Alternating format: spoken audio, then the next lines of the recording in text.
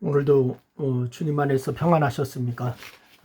오늘은 누가복음 22장 1절로 8절 말씀을 본문으로 하여서 함께 말씀을 같이 나누려고 합니다.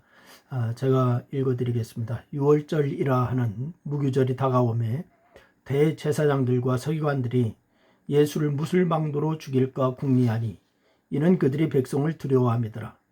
열둘 중에 하나인 가룟인이라 부르는 유다에게 사단이 들어가니 이에 유다가 대제사장들과 성전 경비 대장들에게 가서 예수를 넘겨줄 방도를 의논하며 그들이 기뻐하여 돈을 주기로 언약하는지라.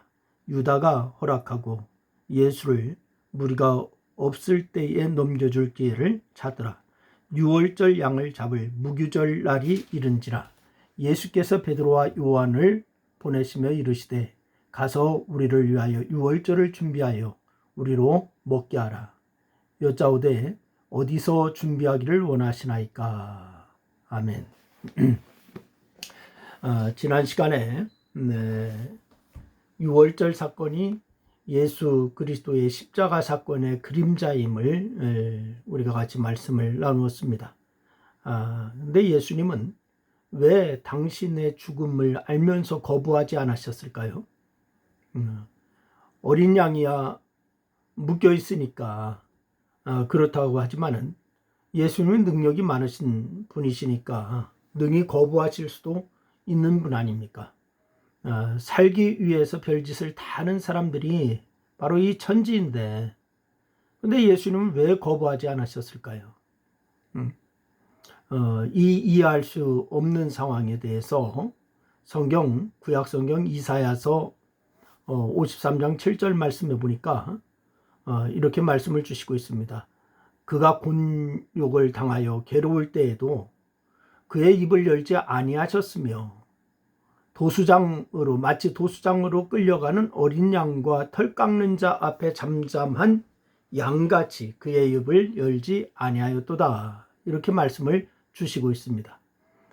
이것이 십자가를 대하는 예수님의 마음이요, 하나님의 뜻을 이루시기 위해서 기꺼이 십자가를 지신 예수님의 우리를 향한 사랑이다라고 이렇게 말씀드릴 수가 있을 것 같습니다. 그래서 우리는 오늘 이 본문 말씀에서 그 은혜와 사랑이 얼마나 큰지 그렇게 깨닫게 되는데, 바로 예수님을 죽이려고 하는 자들의 모습과 대조하면서 그 은혜를 함께 살피면서 같이 말씀을 나누려고 합니다. 첫째는 예루살렘의 위정자들은 예수님을 죽일 방도를 궁리하였습니다. 그래서 오늘 본문 22절 말씀을 보니까 대제사장들과 서기관들이 예수를 무슨 방도로 죽일까 궁리하였다, 이렇게 말씀을 주시고 있잖아요. 그러니까 궁리하다라고 하는 거 경배하다, 계획하다, 열망하다라고 하는 뜻으로 뭔가를 이루고자 하는 그러한 열정이 대단함을 그렇게 가리키는 단어다, 이렇게 얘기할 수가 있을 것입니다. 그런데 문제는 뭐냐? 그 열망이 예수님을 어떻게 죽일까, 여기에 있는 것입니다. 예수님을 어떻게 죽일까? 그것도 예수님을 죽이고자 궁리하는 자들이 대제사장들과 서기관들이었다고 하는 것이 충격적입니다. 바로 이 제사장들이 백성을 대신해서 하나님께 제사를 드리는 사람이라면은 대제사장은 그들의 관리 책임자이잖아요. 그러니까 이 대제사장은 아무나 할 수가 없고 오직 레위 집안에, 그래서 아론의 가문에서 세워졌는데 몸에 흠이 없어야 하고 거룩해야 하고 성결한 삶이 요구되고 이런 사람만 할 수가 있는 것입니다. 근데 대제사장은 지성소에 들어갈 수 있는 유일한 존재잖아요. 그런데 그것도 1년에 단 하루, 즉 속죄일에만 들어갈 수가 있었습니다. 그러니까 대제사장은 그날 그곳에서 백성을 위해서 속죄 제사를 드렸는데, 그 직무 외에는 나라에 중요한 질문이 생겼을 때 우림과 둠빔을 가지고 여호와께 그렇게 나갔습니다. 그러니 대제사장은 하나님을 가장 가까이에서 섬기는 자이고 그 누구보다도 하나님을 잘 잘 알고 또한 하나님의 뜻을 잘 헤아려서 순종하는 자다라고 이렇게 얘기할 수가 있죠. 그런데 대제사장이 무슨 방도로 죽일까 궁리하는데 대상이 누구였습니까? 바로 그토록 많은 선지자들이 오시리라고 예언했고 수많은 백성이 염원했던 그리스도시며 하나님의 아들입니다.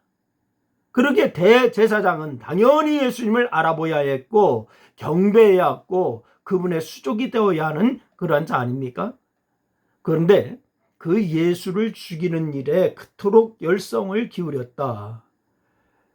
바로 이 기이하기도 놀라운 일이잖아요. 그러니까 율법학의 최고의 권위자가 누구죠? 서기관들 아닙니까? 그런데 예수를 죽이고자 궁리하였다는 것 역시 마찬가지입니다. 그래서 누구보다도 성경을 잘 알기에 성경에서 그토록 오시리라고 예언한 당사자를 알아보지 못하고 도리어 죽이고자 하였다니까 이거 직무유기인 셈이죠. 이거 직무유기입니다. 그러면은 대제사장들과 서기관들은 왜 예수님을 죽이고자 그토록 열정을 가지고 죽일 방도를 백방으로 찾았을까요? 그럼 직접적인 원인은 예수님이 행하셨던 성전 청결 사건으로서 바로 이 그들 특히 대제사장은 그 일로 인해서 명예에 큰 흠집이 생겼어요. 그래서 사람들이 성전에서 장사하려면은 대제사장이 허락이 없이는 불가능하잖아요. 그런데 해서는 안 될 일을 허락했다고 하는 것은 불법적이고 이권이 오갔고 이런 것을 우리가 짐작할 수가 있지 않습니까? 결국 예수님은 장사하는 자들만 아니라 그들의 불법을 눈 감아주고 돈을 받는 종교 지도자들을 책망하신 것입니다. 뿐만이 아닙니다. 예수님은 날마다 성전에서 백성을 가르치시면서 바로 악한 자들과 그들의 결국을 말씀하셨어요. 그래서 그들은 그 말씀이 자기들을 가리키는 것이라고 하는 것을 몰랐을까요? 이미 다 알고 있었죠. 그러니 잡아 죽이고자 하는 마음이 간절하여서 예수를 죽일 방도를 궁리하였다. 백방으로 알아봤다. 이 말이에요. 그 두 번째는 예수님은 십자가를 질 방법을 궁리하십니다. 바로 대제사장들과 서기관들은 예수를 죽일 방도를 궁리하지만은 예수님은 십자가를 질 방법을 궁리하세요. 우리는 오늘 보면 3절로부터 6절에서 예수님의 제자 중 하나인 가롯 유다가 대제사장들과 결탁하여 예수를 넘겨줄 방도를 의논하였다라고 하는 말씀을 읽게 되었습니다. 그런데 성경은 가롯 유다가 왜 그랬는지 그 이유는 밝히지 않았어요.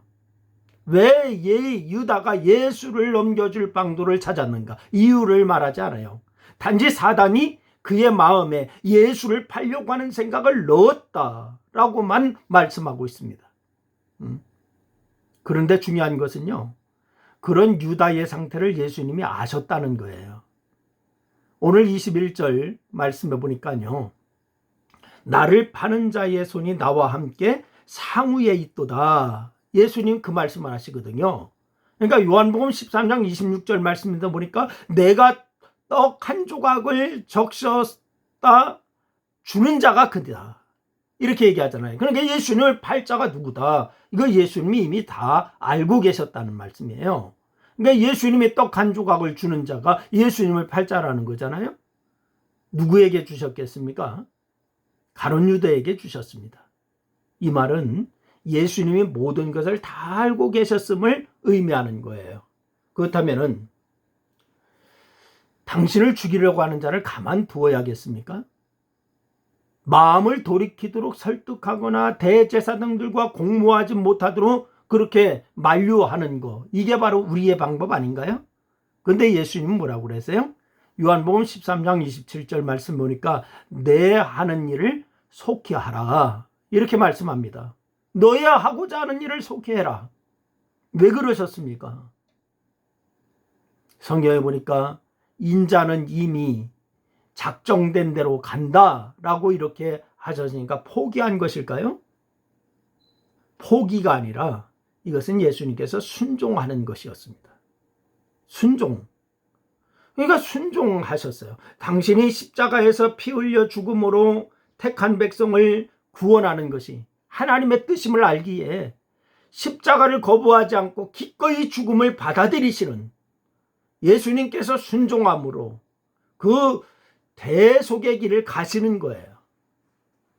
바로 그 예수님께 가룟 유다나 대제사장이나 서기관들은 십자가로 나가는 당도였습니다. 이해할 수 없는 이 행동은 우리를 구원하시려고 하는 사랑 때문이었으니 그 사랑에 감복하고 감사하는 여러분 될 수 있기를 주의 이름으로 축원합니다. 오늘 우리 주변에 우리가 이해할 수 없는 일들이 많이 일어나죠. 그러나 그 일로 인하여 우리가 속상해할 필요 없어요.